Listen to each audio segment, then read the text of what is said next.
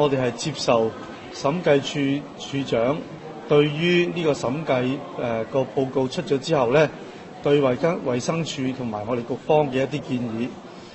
而且咧就我較早時候咧，亦都已經宣布咧，係我哋成立咗一個規管香港私人醫療機構嘅一個督導委員會。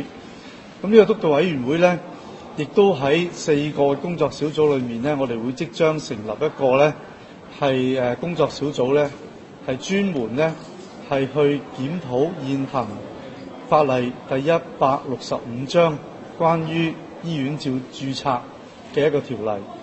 咁我哋咧亦都會喺呢個檢討過程裏面咧，充分考慮審計處喺呢個報告裏面向我哋提出嘅建議同埋一啲嘅即係睇法。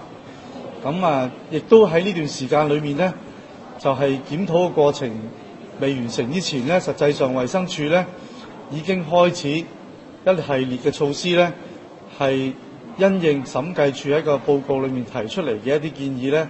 係加強對於私家醫院嘅管理。